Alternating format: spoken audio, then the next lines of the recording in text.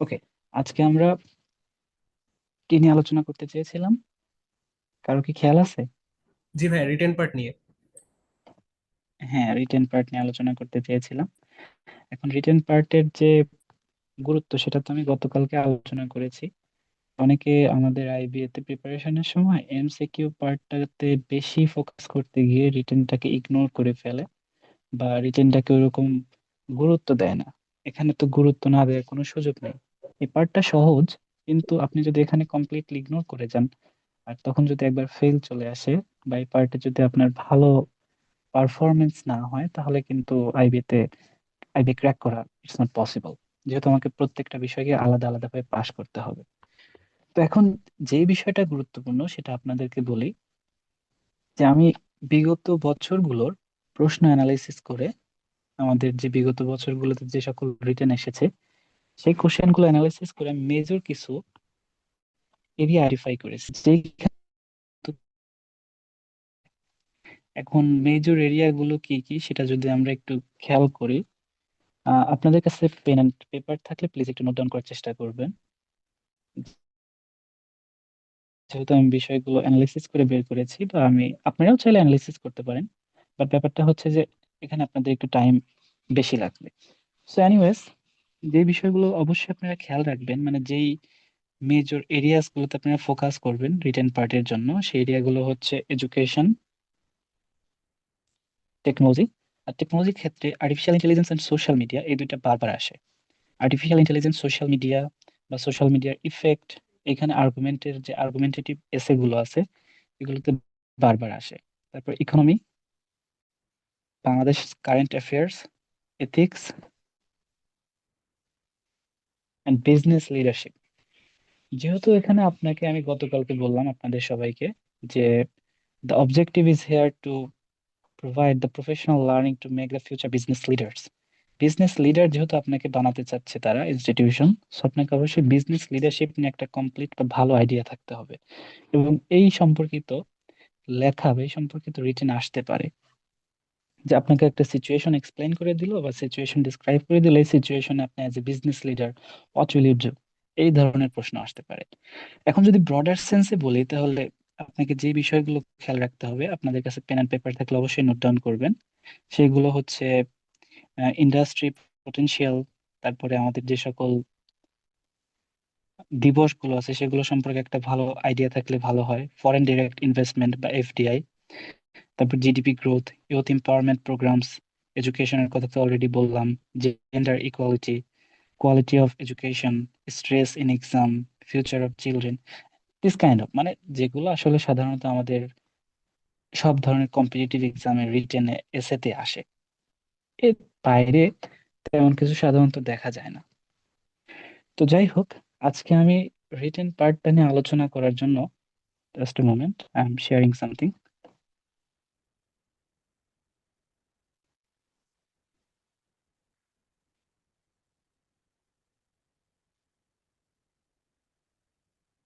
Okay, can you guys see the screen? জি ভাই, দেখা যাচ্ছে। ওকে, ইজ ইট জুমড ইন? ইয়েস ভাই।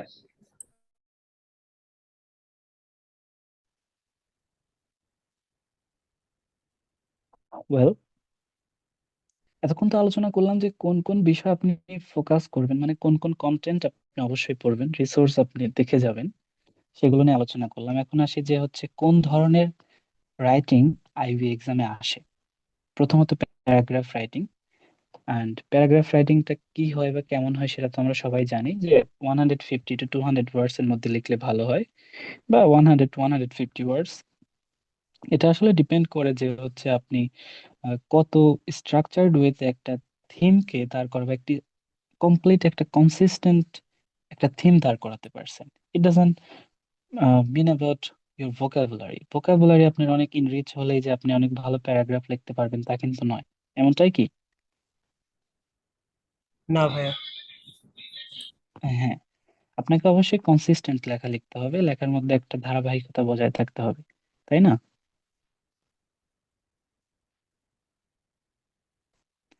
ওকে, তো এখানে দেখি আমরা যে প্যারাগ্রাফের মধ্যে আপনার কি থাকে, একটা টপিক সেন্টেন্স থাকে, সাপোর্টিং সেন্টেন্সেস থাকে, আর কনক্লুডিং সেন্টেন্স থাকে। এখানে টপিক সেন্টেন্সটা হচ্ছে যে আপনার প্রধান যে আইডিয়াটা, মানে আপনি প্যারাগ্রাফে কি বলতে চাচ্ছেন সেইটা, যে আমরা সাধারণত যে শুরু করি যে সেন্টেন্সটা দিয়ে, সেই সেন্টেন্সটা আমরা টপিক সেন্টেন্স বলে থাকি। যেমন এখানে আমরা একটা এক্সাম্পল দেখতে পাচ্ছি, ইম্পর্টেন্স অফ টাইম ম্যানেজমেন্ট। এখানে আমরা যদি বলি time management is essential for success in academic and professional life, তাই না? এটা হচ্ছে আমাদের টপিক সেন্টেন্স। টপিক সেন্টেন্সটা আমরা বলে দিচ্ছি যে আমরা এই প্যারাগ্রাফটা কি সম্পর্কিত লিখতে যাচ্ছি। তারপর আমরা আমাদের সাপোর্টিং সেন্টেন্স এবং লাস্টে আমরা একটা কনক্লুডিং সেন্টেন্স বা কনক্লুডিং স্টেটমেন্ট দিয়ে দেবো। এন্ড তারপরে আসি যে সেকেন্ড টাইপস, এসে রাইটিং। এসে রাইটিংটা সাধারণত আমাদের 300 to 400 ওয়ার্ডস এর মধ্যে লিখলে ভালো হয়। এবং এসের ক্ষেত্রে যেটা অনেকে ভুল করে, যে এসে রাইটিং আসলে অনেকে প্যারাগ্রাফ মানে এক প্যারাতে লিখে ফেলে। আর আমি গত ক্লাসেই বলেছিলাম যে এক প্যারাতে লিখলে কিন্তু এখানে আপনি কমপ্লিট মার্ক পাবেন না, মানে ফুল মার্কস এখানে পাওয়াটা তাহলে আপনার জন্য পসিবল হবে না।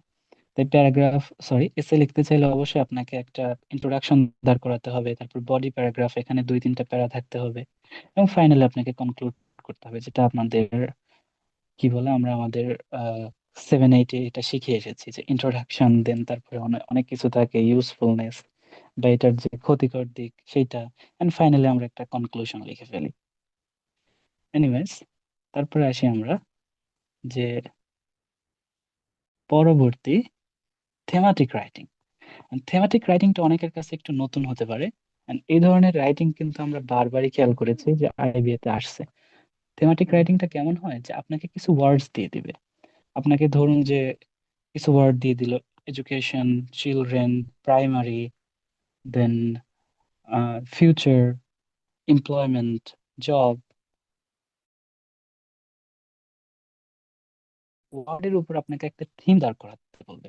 এখন এই ধরনের ওয়ার্ড গুলো শোনার পরপরই কিন্তু আপনি বুঝতে পারছেন যে একটা থিম কিন্তু আপনার মাথায় অলরেডি চলে আসছে, যে এই ওয়ার্ড গুলো দিয়ে হয়তো বা আমি প্রাইমারি এডুকেশনের পাশাপাশি বা এডুকেশন নিয়ে কিছু একটা লিখতে পারবো। এডুকেশনের পরে এমপ্লয়মেন্ট বা প্রাইমারি এডুকেশন, এগুলো যে দরকার, বা আমাদের দেশের সিচুয়েশন বর্তমানে বর্ণনা করতে পারবো, যে এই ধরনের প্রাইমারি এডুকেশন তারা পাচ্ছে যার কারণে হয়তো বা তাদের এমপ্লয়মেন্ট এই ধরনের হচ্ছে না, বা কি কি ধরনের ইমপ্রুভমেন্ট এখানে ঘটাতে হবে।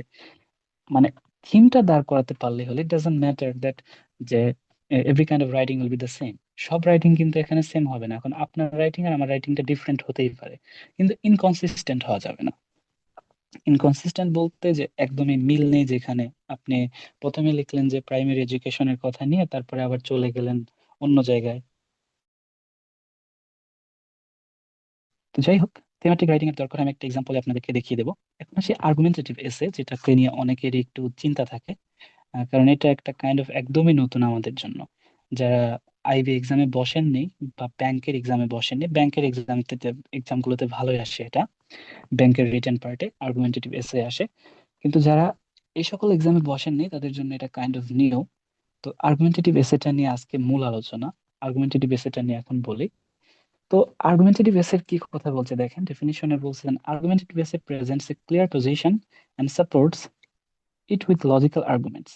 তার মানে আপনাকে এমন একটি প্রশ্ন দিয়ে দিবে, যে প্রশ্নটার দুই দিকটাই প্রায় সঠিক, কিন্তু আপনাকে একটা স্ট্যান্স নিতে হবে, এবং আপনার সেই স্ট্যান্সটা বা ওই যে আপনি যুক্তিটা কেন আপনি বিশ্বাস করেন, তার পক্ষে আপনাকে যুক্তি দেখাতে হবে, বা ওই বিশ্বাসটা কেন সঠিক আপনার কাছে মনে হচ্ছে, এই মতবাদটা বা ওই আইডিওলজিটা কেন সঠিক, সেটার পক্ষে আপনাকে ক্লিয়ার যুক্তি দেখাতে হবে। তো এটা তো গেল আমাদের আর্গুমেন্টেটিভ এসেটা কি বা ডেফিনিশন কি সেটা। এখন আর্গুমেন্টেটিভ এসেরও কি কি থাকবে দেখুন, যে ইন্ট্রোডাকশন থাকবে তো অবশ্যই, আর্গুমেন্টস উইথ রিজন, যে আর্গুমেন্ট গুলো আপনি দাঁড় করাবেন সেগুলো। তারপর একটা আসে কাউন্টার আর্গুমেন্ট,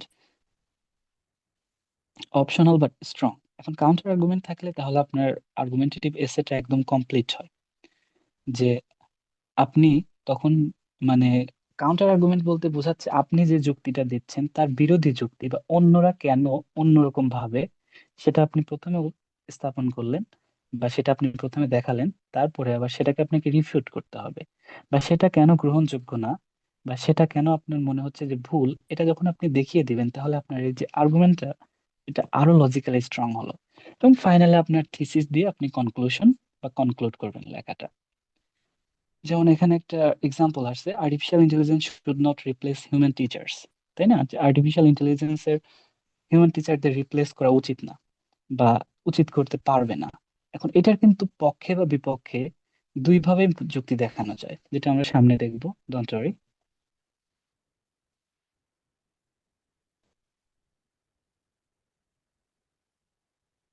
এন্ড ফাইনালি আসি অ্যাম্প্লিফিকেশন। এখন অ্যাম্প্লিফিকেশনটা কাইন্ড অফ আমরা ছোটবেলায় যে ভাব সম্প্রসারণ পড়েছি, যে দুর্জন বিদ্বান হলেও পরিত্যাজ্য, বা কি বলা যেতে পারে, অল্প বিদ্যা ভয়ঙ্করী, বন্যেরা বনে সুন্দর, শিশুরা মাতৃক্রোড়ে। এই যে আমাদের একটা প্রভার্ব বা একটা প্রবাদ বাক্য বা একটা বাগধারা দিয়ে দিত, ইডিয়মস দিয়ে দিত, সেগুলো আমরা কি করতাম? এক্সপ্যান্ড করতাম। সেই এক্সপ্যান্ড করাটা বা সেই ভাবটাকে সম্প্রসারণ করাটাই হচ্ছে আমাদের এই অ্যাম্প্লিফিকেশন। এখানে আপনাকে হয়তো বা একটা, যে কোনো একটা প্রভার্ব দিয়ে দিবে, সেই প্রভাবটাকে আপনি এক্সপ্যান্ড করতে পারলেই হলো। যেমন একটা এক্সাম্পল টপিক আমরা দেখতে পাচ্ছি যে honesty is the best policy. Honesty is the best policy কেন? এখন এইটা আপনি যখন সঠিকভাবে বা কনসিস্টেন্ট একটা ওয়েতে দেখাতে পারবেন, সেটাই হবে কি আমাদের অ্যাম্প্লিফিকেশন। আচ্ছা ভাই, just a moment.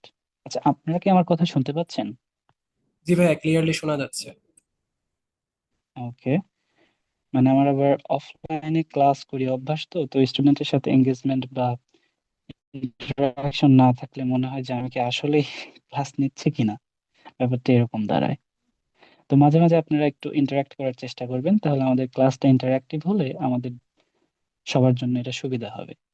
And in the meantime, যদি আপনাদের কোনো কোশ্চেন থাকে যে কোনো টপিকের উপরে, feel free to ask me, the floor is open always for you. ভাই, আমার থিমেটিক রাইটিং নিয়ে জাস্ট এ একটা কোশ্চেন মোমেন্ট, ছিল আমি ভাই। একটা কিছু শেয়ার করছি। হুম হুম, গাইড। থিমেটিক রাইটিং নিয়ে একটা কোশ্চেন ছিল ভাই। হ্যাঁ ভাই, বলেন হ্যাঁ, কোশ্চেনটা। আচ্ছা। বলেন। ভাইয়া, গতকালকে হচ্ছে আপনি দেখিয়েছিলেন যে হচ্ছে থিমেটিক রাইটিং এ আমাদের বেশ কিছু ওয়ার্ড দেওয়া থাকবে, প্রায় 10টার মতো ওয়ার্ড সেখানে দেওয়া থাকে। তো এখানে হুম হচ্ছে হুম। কি একটা বিষয় যে আমরা তো ওখানে বলেছিলেন যে ভাই আমরা যতবার ইচ্ছা ততবার ওয়ার্ড গুলো ইউজ করতে পারি। এখন কনটেক্সট ভিত্তিক অনেক সময় দেখা যায় যে আমাদেরকে সেখানে সিনোনিম অথবা মানে সিনোনিমটা ইউজ করতে হচ্ছে দেখা গেল। তো সেক্ষেত্রে কি আমি চাইলে হচ্ছে কি ওই হুম। ওয়ার্ডটা অ্যাভয়েড করে তখন সিনোনিম ইউজ করতে পারবো কিনা, মানে সে সুযোগটা আছে কিনা, নাকি আমাকে হচ্ছে এক্সাক্ট ওয়ার্ডটাই হচ্ছে কি আমাকে সেভাবে গ্রামাটিক্যালি কারেক্ট করে লিখতে হবে? আপনি কি এই কোশ্চেনটা আরেকবার করতে পারবেন? আমার মনে হয় নেটওয়ার্কের প্রবলেম হচ্ছিল, তাই আমি বুঝতে পারিনি। আচ্ছা আচ্ছা ভাইয়া, মানে জিনিসটা হচ্ছে কি ভাই, আপনি তো গতকালকে বলেছিলেন যে থিমেটিক রাইটিং এ আমাদের বেশ কিছু ওয়ার্ড দেওয়া থাকবে, এবং ওই ওয়ার্ড হুম গুলোর হুম। বেস করে হচ্ছে কি আমাদেরকে এটা লিখতে হবে। এবং আমাদের এখানে সুযোগটা আছে, আমরা যতবার ইচ্ছা ততবার সেখানে ওয়ার্ড গুলো ইউজ করতে পারবো।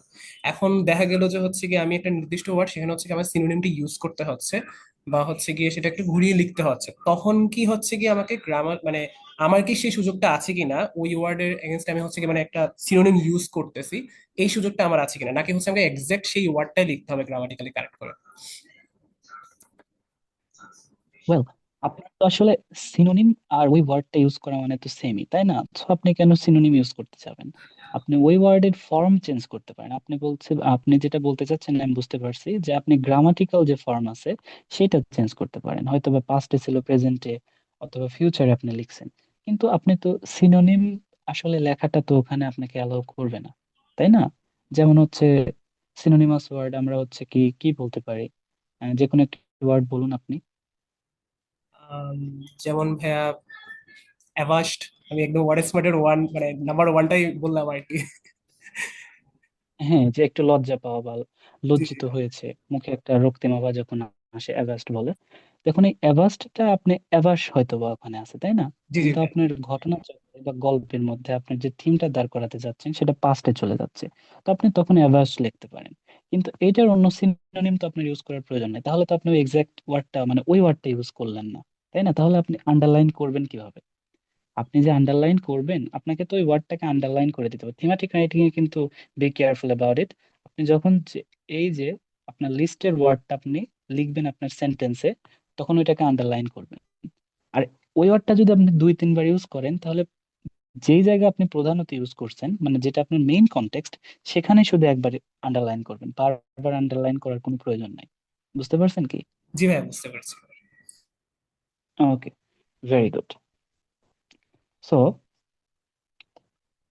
এই যে আমাদের এই শীটটার উপরে বা এই ডকুমেন্টের উপরে কোনো কোশ্চেন আছে, এই স্ক্রিপ্টটার উপরে?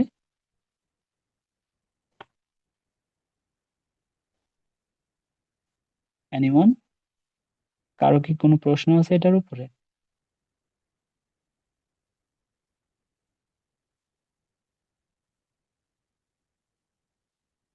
আই গেস কারো প্রশ্ন নেই, তাহলে আমি প্রসিড করতে পারি। জাস্ট এ মোমেন্ট, এখন আমরা আর্গুমেন্টেটিভ রাইটিং নিয়ে একটু কথা বলবো, যেহেতু আর্গুমেন্টেটিভ রাইটিং নিয়ে সবার বেশি সমস্যা হয়।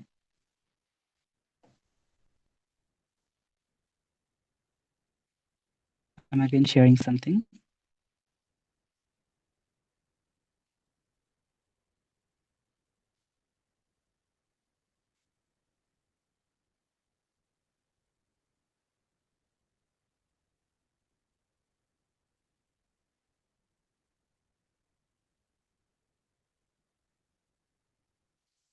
ওকে, আপনারা কি একটা স্ক্রিপ্ট দেখতে পাচ্ছেন? জি হ্যাঁ। জি ভাই। Okay, very good. এখন আমি কতদিনই বলেছিলাম, এবং I have already shared it in our Facebook group. আর আমি কতদিনই বলেছিলাম যে আমার প্রিপারেশন ফেজে আমি একটি ইউনিভার্সাল টেমপ্লেটের মতো বানিয়েছিলাম, যে যেহেতু আমার টাইম লিমিটেড, টাইম কনস্ট্রেন্ট আছে লেখার সময়, আমি তো হচ্ছে 30 মিনিটের বেশি রিটেনের জন্য পাচ্ছি না। তো তার কারণে আমি এই টেমপ্লেটটা বানিয়ে রেখেছিলাম, যাতে আমার ওইখানে কোনো সময় অপচয় না হয়। আমি আর্গুমেন্টেটিভ ওই এসের আমি ওটা পড়ে নিলাম, পড়ার পরে আমার যেটা মনে হলো যে স্ট্যান্সটা আমার কাছে সঠিক মনে হচ্ছে বা আমি যুক্তি দাঁড় করাতে পারবো, সেটা আমি ভেবে নিলাম। এবং তারপরে এই সাজটাতে, আই মিন এই টেমপ্লেটটাতে সেটাকে আমি লিখে দিলাম বা ঢেলে দিলাম। এখন এখানে কি আছে দেখি। আর্গুমেন্টেটিভ টেমপ্লেট, তারপর আমরা টাইটেল লিখবো, টাইটেল খুবই জরুরি। আর টাইটেল লেখার ক্ষেত্রে আপনি খেয়াল করবেন যে আপনি যেটা বিশ্বাস করছেন বা যেটা আপনি ধরে নিচ্ছেন সেই জাতীয় টাইটেলটা লিখে ফেলতে পারলে ভালো হয়। যেমন আমরা একটা প্রশ্ন নিয়ে আলোচনা করতে চেয়েছিলাম আমাদের বিগত স্ক্রিপ্টে, আমাদের বিগত যে ডকুমেন্টটাতে আমরা দেখলাম, লেকচার শিটে, যে একটা প্রশ্ন ছিল argumentative writing A, should artificial intelligence replace human teachers in education? Artificial ইন্টেলিজেন্সের বা এআই এর হিউম্যান টিচারদেরকে রিপ্লেস করা উচিত কি না, এটার ক্ষেত্রে আপনি কি মতবাদ দাঁড় করাতে পারছেন? এটার ক্ষেত্রে কিন্তু আপনি দুই ধরনের মতবাদই দাঁড় করাতে পারেন, তাই না? আপনি যদি বিশ্বাস করেন যে তাদের আসলে কি রিপ্লেস করা উচিত না হিউম্যান টিচারদের, তাহলে হয়তো বা আপনার টাইটেল হবে কি, artificial intelligence as a tool, not substitute in education. Artificial ইন্টেলিজেন্সটা একটা জাস্ট টুল, এটা আমাদের টিচারদের কোনো সাবস্টিটিউট না, বা আমাদের এডুকেশন একটা টিচারদেরকে একদম রিপ্লেস করে দিবে এমনটা না। অথবা আপনি বলতে পারেন, in this modern age artificial intelligence should replace human teacher. তাই না? আমরা যে এজটাতে চলে আসছি এখন তো হচ্ছে আর্টিফিশিয়াল ইন্টেলিজেন্সের এজ। আপনি কিন্তু চাইলেই চ্যাট জিপিটির কাছে অথবা ডিপসিক অথবা যে কোনো এআই চ্যাটবটের কাছে যে কোনো একটা প্রশ্ন দিয়ে দিলে সে খুব ভালোভাবে আপনাকে এক্সপ্লেইন করে দিবে, তাই তো? সো হাউএভার, আমরা প্রথমে টাইটেল লিখে নেওয়ার পরে এখন কি বলছে, in today's world the issue of weather, mention the issue, যে বর্তমান সময়ে যেহেতু আপনাকে আর্গুমেন্টেটিভ রাইটিংটা সাধারণত কি আসে, বর্তমান সময়েরই একটা ঘটনাকে তো কেন্দ্র করে আপনাকে সেটার উপর যুক্তি দাঁড় করাতে বলবে। তার কারণে এখানে আমরা ইন টুডেস ওয়ার্ল্ড লিখে নিয়েছি। The issue of weather, mention the issue, এখন আমরা ইস্যুর কথা বলবো। ইস্যুটা আমাদের কি ছিল? Weather artificial artificial intelligence. Intelligence, হ্যাঁ, শুড রিপ্লেস হিউম্যান টিচার। তারপরে হ্যাজ বিকাম, দেখুন পরের লাইন, পরের টুকুই, has become one of the most debated concerns. এটা কিন্তু অন্যতম একটা একটা কি বলবো, বিতর্কিত বা তর্কের একটা বিষয়, যে কোনটা সঠিক বা কোনটা আমাদের মানতে হবে, কোনটা আসলে এখানে যুক্তিযুক্ত, তাই না? while some people believe that while some believe that, এখন আমরা একটা যুক্তি লিখবো এখানে, ওয়ান স্ট্যান্স বা একটা মতবাদ। while some people believe that artificial intelligence can provide more efficient and personalized learning, এটুকু লেখার পরে others argue that, অন্যরা কি মনে করেন, অন্য যে আমাদের স্ট্যান্সটা আছে সেটা লিখবো। others argue that human teachers are irreplaceable in the classroom, human টিচারদেরকে আসলে এরা এক অবিচ্ছেদ্য অংশ এবং এটাকে আলাদা করার কোনো সুযোগ নাই। আমরা কিন্তু প্রথমে দুইটা যুক্তি লিখে ফেললাম। হাউএভার, যাই হোক, দিস এসে আর্গুজ দ্যাট, এখন আপনার যে মতবাদটা সেটা আপনি লিখবেন। তো this essay argues that artificial intelligence should not replace human teacher because education requires emotional intelligence and moral guidance that machines cannot provide. তাহলে আপনি কিন্তু আপনার যুক্তি অলরেডি ইন্ট্রোডাকশনে লিখে ফেললেন যে আপনি কোনটা বিশ্বাস করছেন, তাই না? এই পর্যন্ত কি কারো প্রশ্ন আছে?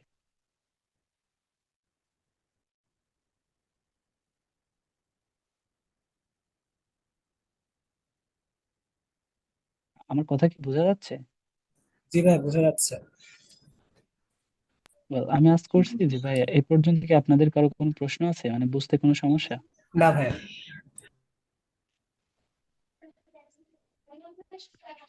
ওকে। তো এখন আপনি যদি বিশ্বাস করেন যে আর্টিফিশিয়াল ইন্টেলিজেন্স আসলে হিউম্যান টিচারকে কি করতে পারবে না, রিপ্লেস করতে পারবে না, তাহলে তো আপনি এভাবে বলবেন। কিন্তু আপনি যদি বিশ্বাস করেন যে না, আসলে আর্টিফিশিয়াল ইন্টেলিজেন্স হিউম্যান টিচারকে রিপ্লেস করতে পারে, তখন আপনার যুক্তিটা তাহলে এই লাইনটা কি হতো, হাইভার পরে কিন্তু এটা চেঞ্জ হয়ে যেত। হাইভার দিস এসে argues that artificial intelligence should replace human teachers because it offers, এটা কি অফার করে, it offers greater accessibility, consistency and data driven personalization in education। এখানে কিন্তু আমি দুই দিক থেকেই দেখাচ্ছি যে আপনি যে যুক্তি দেখান না কেন, আপনি যদি সেই যুক্তির পক্ষে বা আপনি যদি সেই যুক্তিটি দাঁড় করাতে পারেন, তাহলে কিন্তু আপনি সঠিক, এখানে আপনাকে ভুল ধরার কোনো সুযোগ নেই। ওকে। সো তারপরে আসি, ওয়ান কি রিজন, একটা প্রধান কারণ, ওয়াই, কেন। এখন আপনার মতবাদ আপনি এখানে লিখবেন, আপনি যেটা অলরেডি লিখে ফেলছেন। আপনি যদি লেখেন যে আর্টিফিশিয়াল ইন্টেলিজেন্স হিউম্যান টিচারকে রিপ্লেস করতে পারবে বা করা উচিত, সেটা লিখবেন এখানে। বা আপনি যদি বিশ্বাস করেন যে না, আসলে আর্টিফিশিয়াল ইন্টেলিজেন্স হিউম্যান টিচারকে রিপ্লেস করতে পারবে না, সেটা এখানে লিখে দিবেন। এবং সেটা লেখার পরে লিখবেন যে এটা কেন গুরুত্বপূর্ণ, why it is true, and then reason. তারপরে দিস ইজ বিকজ, আপনি এটা এক্সপ্লেইন করবেন যে আপনি এটা কেন বিশ্বাস করেন। And finally you will provide an example, আপনি একটি এক্সাম্পল, স্ট্যাটিস্টিক অথবা রিয়েল লাইফ সিনারিও এখানে অ্যাড করে দিবেন, আপনার এই যুক্তিটাকে একদম শক্ত বা একদম এটাকে একটা গ্রাউন্ড দেওয়ার জন্য। যেমন আমরা যদি বিশ্বাস করি যে আসলে রিপ্লেস করা উচিত না, তাহলে আমরা কিভাবে লিখবো, one key reason why human teachers should remain central. এই যে আমি আমি কোনটা এখন বলছি যেটাতে আমরা বিশ্বাস করছি যে রিপ্লেস করা উচিত না, সেটা যদি লিখতে চাই তাহলে বলবো যে one key reason why human teachers should remain central in education is that they provide, এখন আপনি কারণ লিখছেন, দে প্রোভাইড, তারা আমাদেরকে কি প্রোভাইড করে, emotional support and mentorship. This is because, এর কারণ হচ্ছে, students do not only need academic instruction but also encouragement, empathy and motivation. স্টুডেন্টদের কিন্তু একাডেমিক ইনস্ট্রাকশনের পাশাপাশি কি দরকার, তাদের মমতা, দয়া বা সহানুভূতি দেখানো প্রয়োজন, তাদেরকে ইন্সপায়ার করা প্রয়োজন, এবং তাদেরকে সাহস দেওয়া প্রয়োজন। Yes, you can do it, তাই না? এটা তো আর্টিফিশিয়াল ইন্টেলিজেন্স পারবে না। ফর এক্সাম্পল, এখন আপনি এক্সাম্পল দিবেন। আর আপনি যদি বলতেন যে না, আর্টিফিশিয়াল ইন্টেলিজেন্স কি করতে পারে, হিউম্যান টিচারকে, তখন কিন্তু আপনার এটা অন্যরকম হয়ে যেত। যে যেমন এমন হতো যে teacher can, artificial intelligence can provide highly personalized learning experience. This is because artificial intelligence can analyze students' performance data instantly and adapt lessons according to individuals' strength and weakness। মানে প্রত্যেকের স্ট্রেংথ এন্ড উইকনেস বিবেচনা করে artificial intelligence আপনাকে কি করতে পারে, একটা data driven প্রসেসে আপনাকে সহযোগিতা করতে পারে, যে আপনার কোন এরিয়াতে ফোকাস করা উচিত, আপনার কোনটা উইকনেস, আপনার কোনটা স্ট্রেংথ, এটা সে অ্যানালাইসিস করতে পারে। কিন্তু হিউম্যান টিচার কি করতে পারে সেটা আমরা দেখি। A student struggling with anxiety before an exam may need reassurance and personal understanding, which an AI system cannot genuinely offer. স্টুডেন্টদের পরীক্ষার আগে, যেমন আপনাদের যে মেজর যে পরীক্ষাগুলো হয়েছে, এই ফেজে আপনারা খেয়াল করছেন যে আপনাদের ইমোশনাল সাপোর্টে কিন্তু প্রয়োজন পড়েছে। আপনার একজন বড় ভাই বা আপনার একজন টিউশন টিচার, সে যদি আগের রাতে ফোন দিয়ে বলে যে না না সমস্যা নেই, তুমি এটা পারবে, তাহলে কিন্তু আপনাদের যে অ্যাংজাইটি, এটা কিন্তু অনেকটাই কমে যায়, তাই না?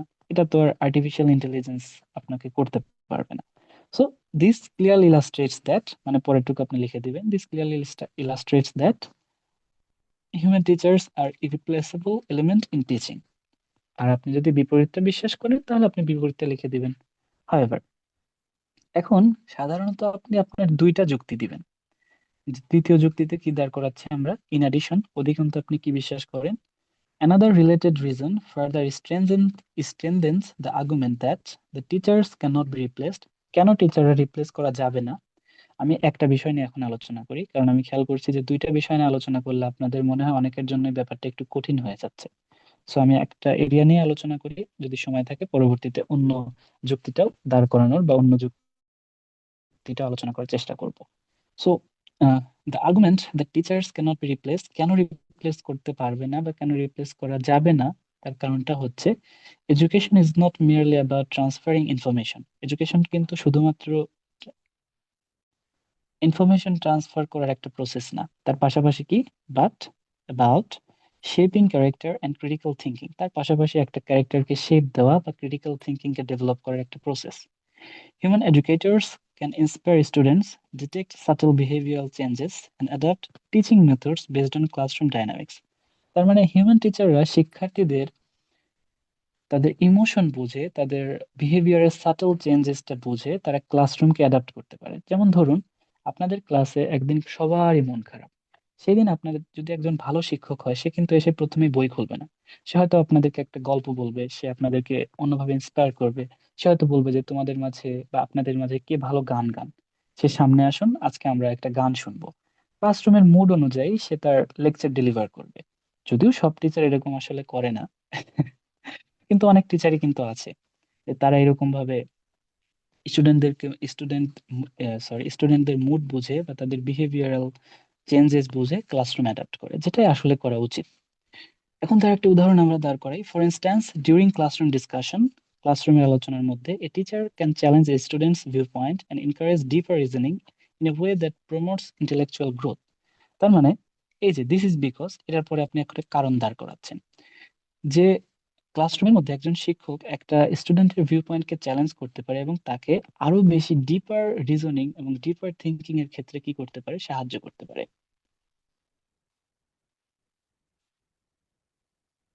দিস ডেমনস্ট্রেটস দ্যাট, তারপরে আমাদের শেষের দিকে চলে আসছে, this demonstrates that the teaching is a complex interactive process beyond algorithmic responses. মানে আপনি কিন্তু এখানে আপনার যে স্ট্যান্সটা আছে একদম ফাইনালি বলে দিচ্ছেন, বা ওই কি বলবো, যে হচ্ছে আপনি যেটা কেন এটা বিশ্বাস করেন সেটা আপনি একদম সুন্দরভাবে বলে দিলেন যে অ্যালগোরিদমিক রেসপন্সের বাইরে বা আর্টিফিশিয়াল ইন্টেলিজেন্সের বাইরে, মেশিনস এর বাইরে কি এডুকেশনের একটা কি আছে, জায়গা আছে, যেই জায়গাটাতে আসলে টিচারদেরকে রিপ্লেস করা যায় না। এখন আসি যেটা খুবই গুরুত্বপূর্ণ এবং যেটা দিলে আপনার এই আর্গুমেন্টটা একদম শক্তপোক্ত হবে, সেটা হচ্ছে যে অন্যেরা কি ভাবছে এবং অন্যরা কেন ভাবছে, তার পাশাপাশি অন্যদের এই ভাবনাটা কেন ভুল, এটা যদি আপনি বলে দিতে পারেন তাহলে তো আপনার যুক্তিটা অনেক সুন্দরভাবে দাঁড়িয়ে গেল। যার কারণে আমরা যেই অংশটাতে আসি সেটা হচ্ছে, দেখেন অ্যাডমিটেডলি বা আমরা প্রথমেই স্বীকার করে নিচ্ছি, আমরা প্রথমেই বলে নিচ্ছি যে হ্যাঁ, সাম পিপল, কিছু মানুষ আছে যারা আর্গিউ করে। এখন আমরা অপোজিং ভিউটা দেব। আমরা তো বলেছিলাম যে টিচারদেরকে রিপ্লেস করা যায় না, অপোজিং ভিউটা কি হবে তাহলে, টিচারদেরকে রিপ্লেস করা যায়। তাহলে অপোজিং ভিউটা এরকম দাঁড়াবে, some people argue that artificial intelligence can provide personalized learning and operate without fatigue. Artificial intelligence কি করতে পারে, প্রত্যেককে আলাদা কাস্টমাইজড লার্নিং প্রোভাইড করতে পারে, তার পাশাপাশি কি এটা কখনো ক্লান্ত হয় না, কোনো ফ্যাটিগ আসে না, making it more efficient than human teacher. তার মানে এটা কি হিউম্যান টিচারদের চাইতে আরো বেশি এফিশিয়েন্ট থাকে, তাই তো? হাউএভার, এখন আমরা বলছি যাই হোক, এখন দেখুন এই হাউএভার থেকে কিন্তু আবার লেখা আছে এখানে, however this argument is not entirely convincing. এই আর্গুমেন্টটা পুরোপুরি ভাবে আমরা বিশ্বাস করতে পারছি না, কেন? বিকজ, তার কারণ হচ্ছে efficiency does not equal effectiveness. Efficiency আর ইফেক্টিভনেস কিন্তু সমান না। While artificial intelligence can assist in delivering content, it lacks empathy. এটা যদিও আমাদেরকে কন্টেন্ট প্রোভাইড করতে পারে, এর মধ্যে যে দয়া বা সহানুভূতিশীলতা এটা কিন্তু নেই। তার পাশাপাশি moral judgment and the ability to build meaningful relationship, এবং এর মরাল জাজমেন্টটাও নেই, এবং আপনার সাথে যে একটা রিলেশনশিপ মেনটেন করবে বা মিনিংফুল রিলেশনশিপ ক্রিয়েট করবে, সেটাও কিন্তু আসলে এখানে নেই। এখন আপনি হয়তোবা রিলেশনশিপ আর্টিফিশিয়াল ইন্টেলিজেন্সের সাথে ক্রিয়েট করতে পারেন, এটা অ্যালগোরিদমিক প্রসেসের মাধ্যমে। আপনি যদি আপনার পুরো ডেটা চ্যাট জিপিটির কাছে দিয়ে দেন এবং আপনি বলেন যে hey ChatGPT, from today you will behave like a friend to me, আজ থেকে তুমি আমার সাথে ফ্রেন্ডের মতো বিহেভ করবে, সে হয়তো আপনাকে ফ্রেন্ডের মতো বিহেভ করবে। Even if you ask it to act like a girlfriend, it will act like a girlfriend with you, যে সে আপনার সাথে গার্লফ্রেন্ডের মতোই বিহেভ করবে। But it does not mean a meaningful relationship. এটা কিন্তু মিনিংফুল রিলেশনশিপ না, ইট জাস্ট এন অ্যালগোরিদম। এটা শুধুমাত্র একটা অ্যালগোরিদম। তো এই বিষয়টা আপনি এখানে উল্লেখ করলেন এবং ফাইনালি আপনি এখন কি বলে দিচ্ছেন, therefore relying entirely on artificial intelligence could reduce education to a mechanical process. সুতরাং পুরোপুরি আর্টিফিশিয়াল ইন্টেলিজেন্সের উপরে বা এআই এর উপরে আমরা যদি নির্ভর করি, এটা আমাদেরকে জাস্ট একটা মেকানিক্যাল প্রসেসের দিকে নিয়ে যাবে, neglecting students emotional and social development. এবং স্টুডেন্টদের ইমোশনাল এবং সোশ্যাল ডেভেলপমেন্টটাকে এটা কি করবে? অবহেলা অবহেলা করবে বা এটাকে কনসিডার করবে না, যেটা আমরা এখানে লিখছি reason why opposing view is ফ্লট। তার মানে যে অপোজিং ভিউটা কেন ভুল সেটা আমরা এখানে কিন্তু বলে দিলাম। এখন আসি যে আমরা এখন কনক্লুড করব। কনক্লুডের ক্ষেত্রে আমরা কি কি করব? আমাদের যে থিসিসটা আছে সেটা বলবো, ব্র্যাকেট গুলো খেয়াল করুন, রিজন 1 এন্ড 2, প্রথম রিজন এবং সেকেন্ড রিজনটা আবার বলবো, এবং ফাইনালি আমরা একটা রিকমেন্ড করব যে আমরা এই সিচুয়েশনে আসলে কি করা যায়, বা তার পাশাপাশি আমরা অ্যাডভাইস দিতে পারি এবং এর যে ব্রডার ইমপ্লিকেশনটা আছে বা এটার যে প্রয়োগটা আছে, বাস্তবিক প্রয়োগ, সেটা বলে দিতে পারি। তো কনক্লুশনটা আমরা দেখি। In conclusion, considering both perspective, it's evident that, যে আমরা পরিশেষে বলতে পারি দুই দিকের বিষয়বস্তু বা দুইটা মতবাদী আমরা আলোচনার সাপেক্ষে এই সিদ্ধান্তে উপনীত হতে পারি যে থিসিস, থিসিস অর্থ হচ্ছে যে আপনি কোন মতবাদটা এই এসে দ্বারা বা এই রাইটিংটা দ্বারা এস্টাবলিশ করতে চাচ্ছেন। আমাদের এস্টাবলিশমেন্টটা কি ছিল? আমাদের এস্টাবলিশমেন্টটা তো ছিল যে artificial intelligence can not replace human teacher. তো আমরা তাহলে কিভাবে বলবো? In conclusion, considering both perspectives, it is evident that artificial intelligence should not replace human teachers. Human টিচারদের কি করা উচিত না? রিপ্লেস করা উচিত না। The points regarding emotional support and character development strongly support this view. যে আমাদের কেন এটা আমরা বিশ্বাস করি সেটা কিন্তু এখন আমরা বলে দিচ্ছি যে ইমোশনাল সাপোর্টের আমাদের প্রয়োজন এবং ক্যারেক্টার ডেভেলপমেন্টের জন্য আমাদের হিউম্যান টিচারদের অবশ্যই প্রয়োজন, যেটা আমাদের 1 নম্বর এবং 2 নম্বর যে আমাদের এই জায়গাটাতে one key reason end in addition, এই জায়গাটুকুতে আমরা বলে রাখছিলাম। সো দেয়ারফর দেখুন, ইট ইজ এসেনশিয়াল দ্যাট, এটা খুবই গুরুত্বপূর্ণ যে এখন আমরা রিকমেন্ডেশন দেব বা রিকমেন্ড করব। Therefore it is essential that artificial intelligence be used as a supportive tool, অবশ্যই এটা সাপোর্টিভ টুল হিসেবে ইউজ হতে পারে, রাদার দ্যান এ সাবস্টিটিউট, বা টিচারদেরকে এরা সাবস্টিটিউট করতে পারে না। Ensuring that technology enhances education without diminishing the human connection that lies at its core. মানে আমাদের এডুকেশন সিস্টেমের কোরে যা আছে হিউম্যান কানেকশনটা, এটাকে আসলে ডিমিনিশ করার কোনো সুযোগ নাই। এটা ডিমিনিশ না করে আর্টিফিশিয়াল ইন্টেলিজেন্স আমাদের জাস্ট একটা সাপোর্টিভ টুল হিসেবে সাহায্য হতে পারে।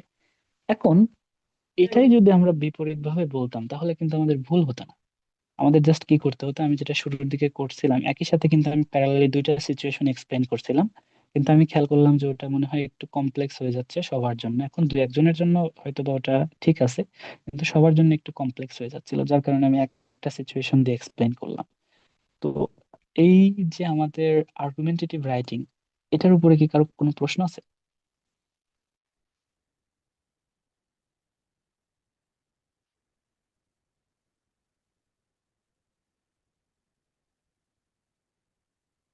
আপনারা কি সবাই ঘুমিয়ে গেছেন?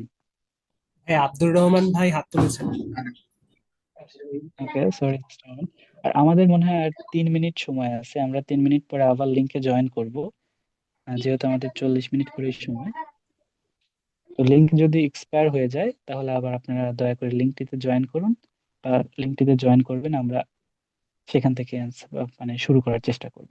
এনিওয়েজ, আব্দুর রহমান ভাই কিছু বলতে চাচ্ছেন, গো অ্যাহেড।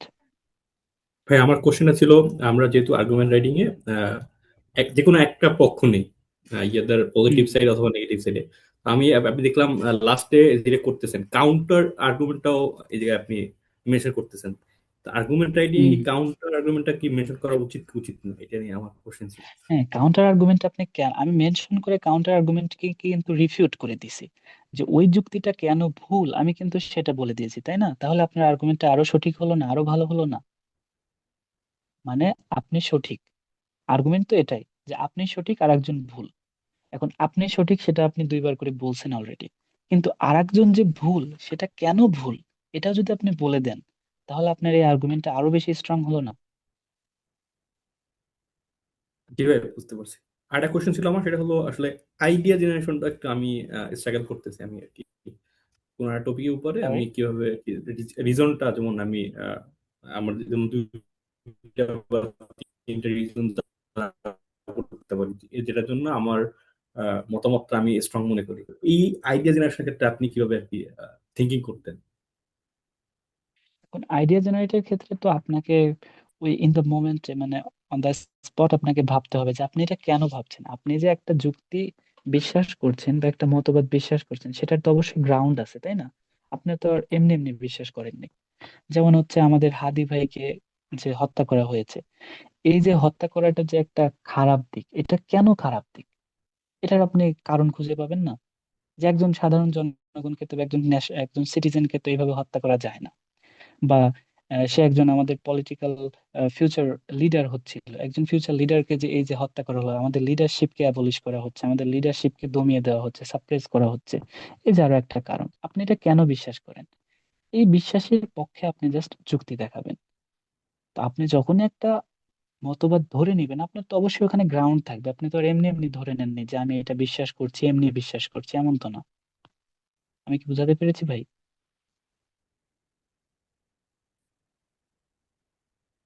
জি ভাই, বুঝতে পারছি। ওকে, এনিওয়ান এলস?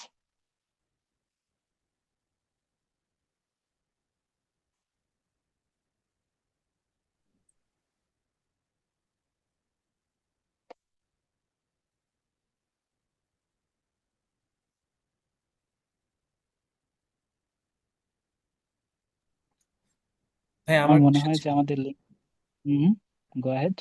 আচ্ছা ভাইয়া, আপনি তো এখানে বুঝিয়েছেন খুব সুন্দরভাবে যে আমাদের আর্গুমেন্টেটিভ রাইটিং এ হচ্ছে কিভাবে হচ্ছে আর্গুমেন্ট দিতে হবে বা কাউন্টার আর্গুমেন্ট কিভাবে দিতে হবে। তো এই জিনিসটা হচ্ছে কি মেইনলি আপনার হচ্ছে পার্সোনাল স্ট্র্যাটেজিটা কেমন ছিল? এটা তো হচ্ছে কি একদিনে গ্রো করে না লেখার জিনিসটা অথবা এই ধরনের আর্গুমেন্টারিভ চিন্তা। ওয়েল, আফ্রিদি ভাই মনে হয় একটা কোশ্চেন করেছিলেন। জি ভাইয়া। Can you ask it once again?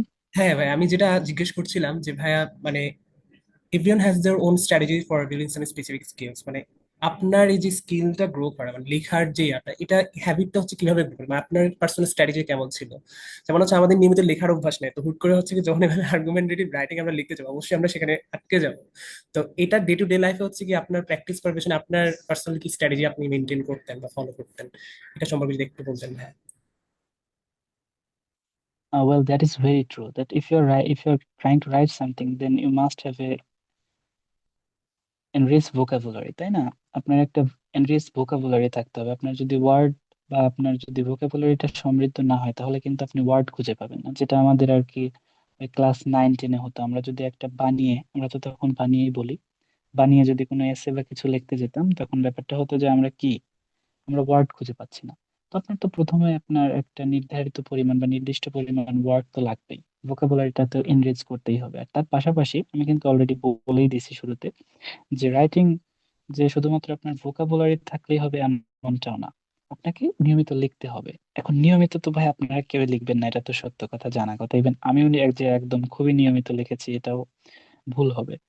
কিন্তু আপনাকে কি করতে হবে, মাঝে মাঝে তো লিখতেই হবে। যেমন আমি আপনাকে আজকে আর্গুমেন্টেটিভ রাইটিং এর একটা আইডিয়া দিলাম, এখন কিন্তু আপনার এই আইডিয়াটা কাইন্ড অফ মাথার মধ্যে ফ্রেশ।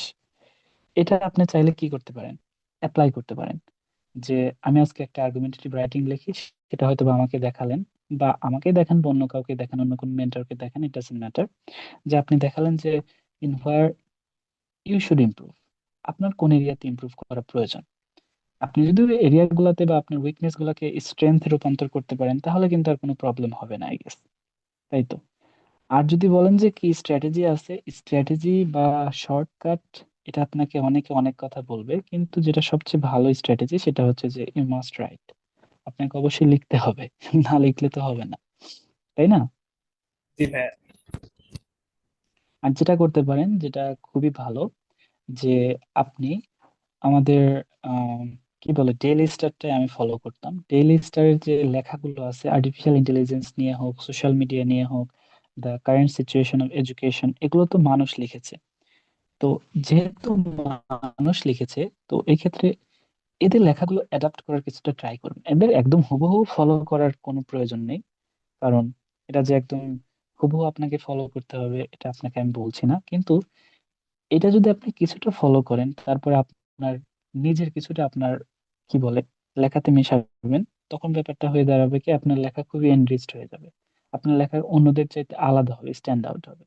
এজন্য আপনাকে নিয়মিত লিখতে হবে। জি ভাইয়া, বুঝতে পেরেছি। আর যাতে আপনাদের প্রিপারেশন সহজ হয় সেজন্য কিন্তু আমি টেমপ্লেটটা আপনাদের সাথে শেয়ার করেছি। যেহেতু আপনাদের কাছে আর্গুমেন্টেটিভ রাইটিংটা নতুন, এই টেমপ্লেটটা ইউজ করলে বা এই টেমপ্লেট বাদেও যদি আপনি নিজে একটা বের করতে পারেন টেমপ্লেট, বা আপনি একটু নিজে লিখে নিতে পারেন, সেটা আপনার জন্য হয়তো উপযুক্ত হবে বা সুইটেবল হবে, সেটা আপনার জন্য ভালো কাজ করবে। কিন্তু ব্যাপারটা হচ্ছে যে ভাই আপনাকে লিখতে হবে, আর তার পাশাপাশি আপনার যে ইংলিশে স্পিকিংটা ভালো হয়, আই গেস আপনি যদি কথা ভালোভাবে বলতে পারেন ইংলিশে, তাহলে আপনি লিখতেও পারবেন ভালোভাবে।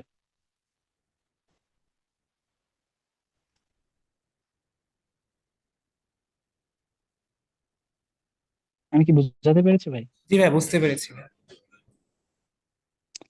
আর কারো কোনো প্রশ্ন আছে এই আর্গুমেন্টেটিভ রাইটিং বা আজকের এই প্রিপারেশন সম্পর্কে?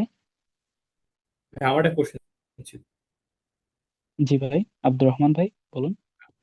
হ্যাঁ, আমার কোশ্চেন ছিল, আপনি স্পিকিং প্র্যাকটিস যখন করতেন, আমি আপনার সাথে প্র্যাকটিস করছি অনেকদিন, লাস্ট দুই হ্যাঁ, বছর ওই আগে। লিঙ্কবিতে। আমি দেখলাম কিভাবে, হ্যাঁ, লিঙ্কবেতে। বাট আমার কোশ্চেন ছিল, আপনি এটা খুব ইফেক্টিভ ছিল স্পিকিং প্র্যাকটিসের জন্য, আপনি রাইটিং এর জন্য কি ফলো করতেন, এইটা যদি জানতে পারতাম।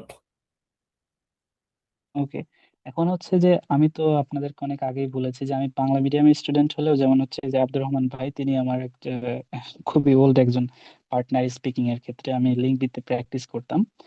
যে দেখা গেছে যে ওই সময় যে আমি আপনার স্পিকিংটা ডেভেলপ করে ফেলছিলাম, তারপরে আমার রাইটিং এসে এত বেশি জোর দেওয়া লাগেনি। কারণ হচ্ছে আপনি যা বলছেন সেটাই তো আপনি লিখবেন।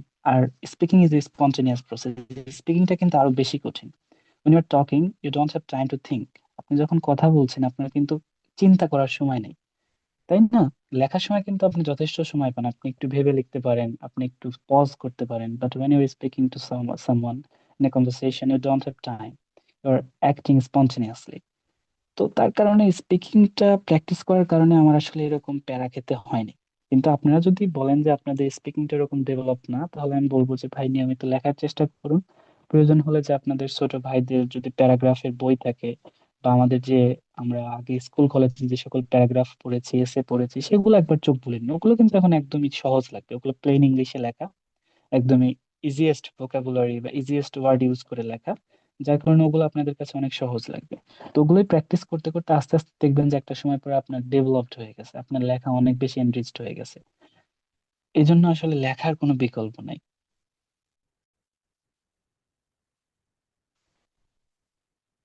আর কারো কোনো প্রশ্ন আছে ভাই?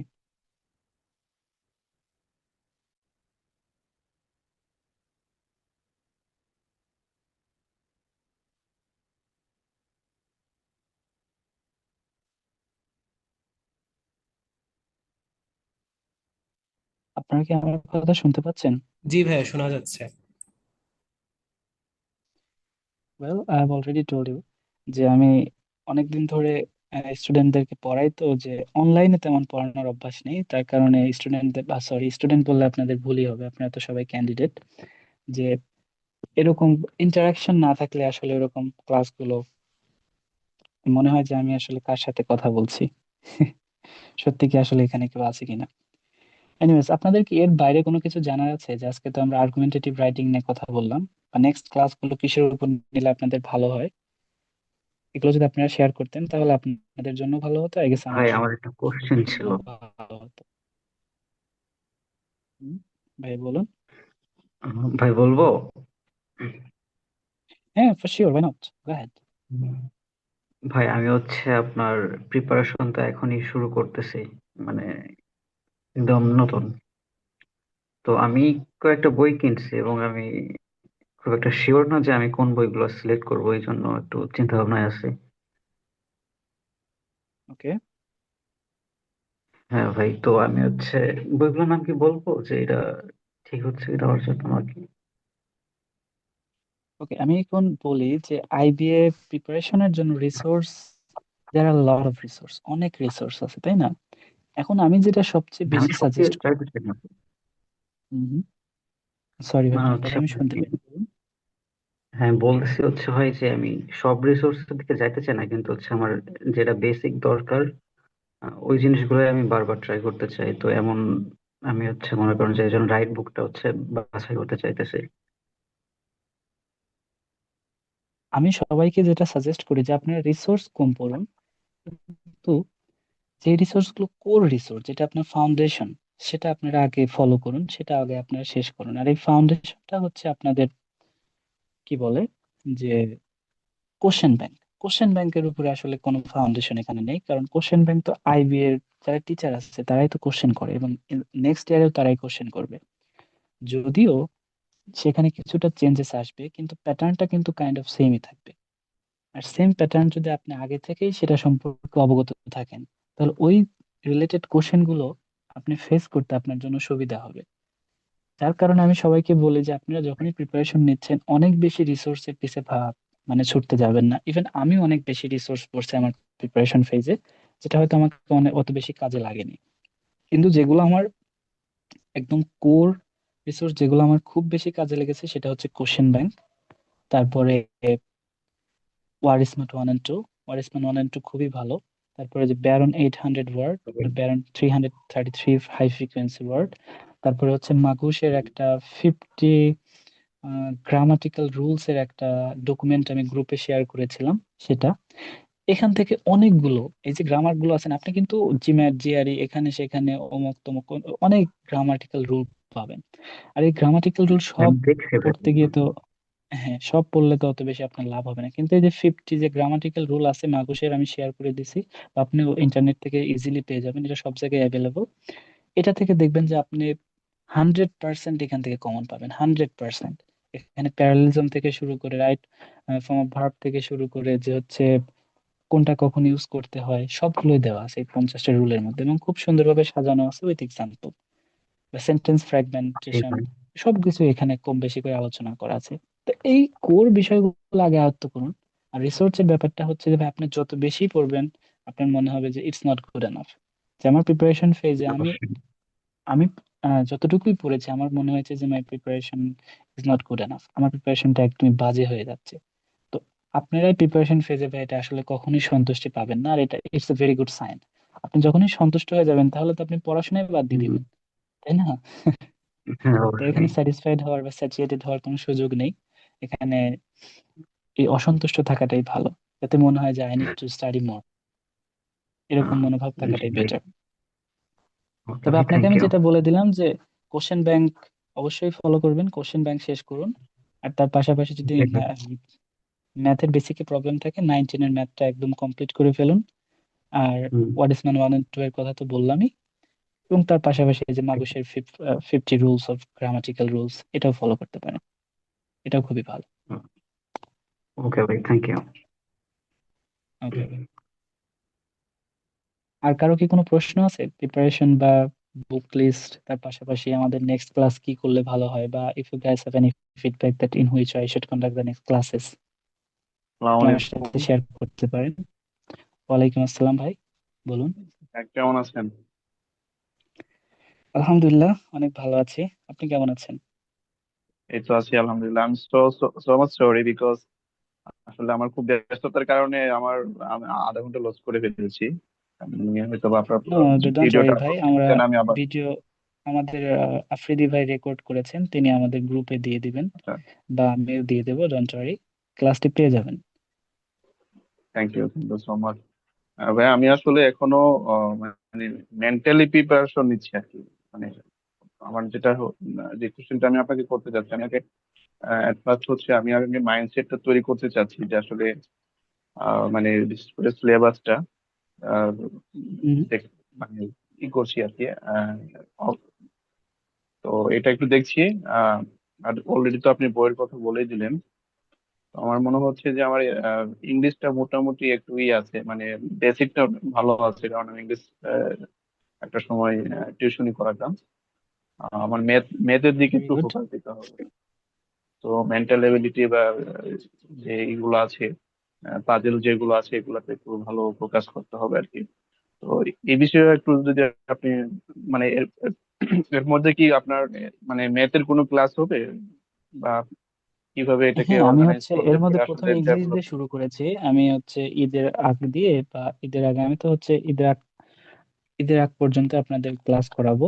সো এর মধ্যে ম্যাথ রাখারও চেষ্টা করব। ম্যাথের যে হচ্ছে এখন অল্প সময় তো ভাই সব কভার করা সম্ভব না, বা আমাদের যে টাইম স্প্যানটা আছে, এই টাইম স্প্যানের মধ্যে সবচেয়ে বেশি গুরুত্বপূর্ণ বা যেটা আপনাদের জানা অনেক বেশি প্রয়োজন, কোর যেটা, সেটা নিয়ে আমি আলোচনা করব, যেমন পার্সেন্টেজ নিয়ে বা রেশিও নিয়ে, এই রিলেটেড ম্যাথ নিয়ে, টাইম এন্ড স্পিড নিয়ে যেগুলো বারবার আসে, এই ধরনের ম্যাথ গুলো আমি আলোচনা করবো ইনশাল্লাহ। জি ভাই, থ্যাংক ইউ।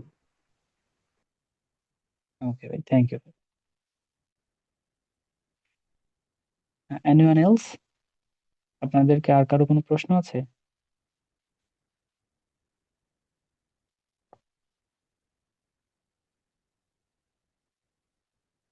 ওকে, আপনাদের যদি কোনো প্রশ্ন না থাকে দেন আমি বলবো যে you guys are so much enthusiastic, যে রোজা রেখেও তারপরে আপনারা ক্লাসে পার্টিসিপেট করছেন, তার মানে আপনারা আসলেই ডেডিকেটেড। এবং এই ডেডিকেশনটা জাস্ট শেষ পর্যন্ত ধরে রাখুন, কারণ আমি খেয়াল করেছি অনেক স্টুডেন্টই এবং আমার সাথে যারা প্রিপারেশন শুরু করেছিল, আমি বলবো যে প্রায় মোস্ট অফ দ্য ক্যান্ডিডেট তারা শুরুর দিকে অনেক বেশি এনথুজিয়াস্টিক ছিল, কিন্তু শেষের দিক পর্যন্ত আসলে এনথুজিয়াজমটা ধরে রাখতে পারেনি। অ্যাজ এ রেজাল্ট কি হয়েছে যে মাঝপথে অনেকেই ভাবছে যে না, আই ক্যানট ক্র্যাক ইট, বা অনেকেই ভাবছে যে maybe this is not for me, এরকম ভাবা শুরু করছে। কিন্তু ভাই আমার তো এরকম ভাবার সুযোগ ছিল না। আমি ভাবছিলাম যে হচ্ছে maybe I will not be able to crack it in my first attempt, but I will seat it for 1 second, যে আমি তো প্রথমবার যদি না হয় আমি সেকেন্ড টাইম আবার বসবো। সো এখানে তো আসলে আমার গাফিলতি করার বা এখানে ছেড়ে দেওয়ার, কনসিস্টেন্সি ব্রেক করার সুযোগ নেই। তার কারণে আমি কনসিস্টেন্ট থাকার ট্রাই করেছিলাম।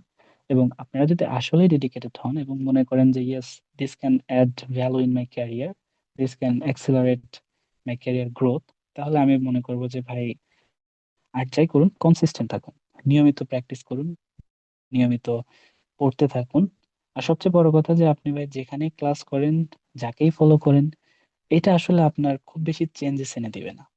The only thing that can change, the only thing that really matters is আপনি কতটুকু টাইম বা ইফোর্ট আপনার প্রিপারেশনে দিচ্ছেন, এবং উইথ ফোকাস প্রিপারেশন দিচ্ছেন, এবং আপনার এই যে এনার্জিটা, এটা যেন কি না হয়ে যায়, এটা যেন ছড়িয়ে না যায়, একটা নির্দিষ্ট চ্যানেলাইজড করে একটা নির্দিষ্ট পয়েন্টে ফোকাস করে সেখানে আপনি নিয়মিত কি করতে থাকেন, প্র্যাকটিস করতে থাকেন, সেখানে আপনি আপনার ইফোর্ট দিতে থাকেন, এবং এই ইফোর্ট দিতে দিতে দেখবেন যে আপনি একটা সময় যথেষ্ট পরিমাণে আপনার বেসিকও স্ট্রং হয়ে গেছে, আপনার ফাউন্ডেশন স্ট্রং হয়ে গেছে, এবং আপনি সেই ফাউন্ডেশনের উপরে আরো বেশি কি করছেন, আরো আরো বেশি জানছেন, আরো অ্যাডভান্স লেভেলে চলে যাচ্ছেন, আরো ভালো ভালো ম্যাথ থেকে শুরু করে ইংলিশ সব ধরনের প্রবলেম সলভ করতে পারছেন।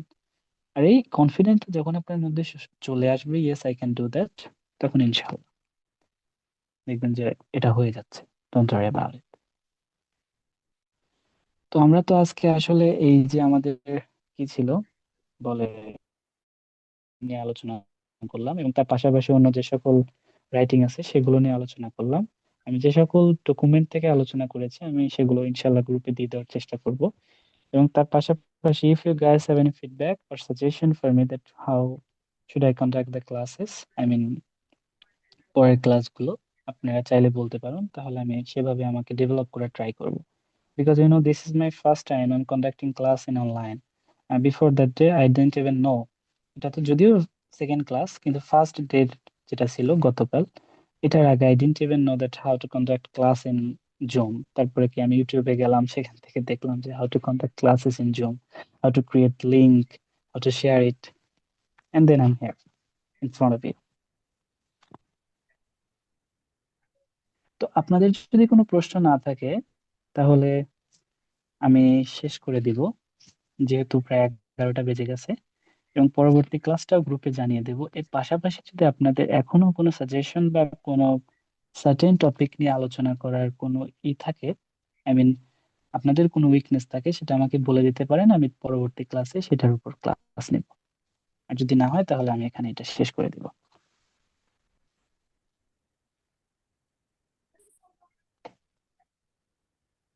জি ভাই।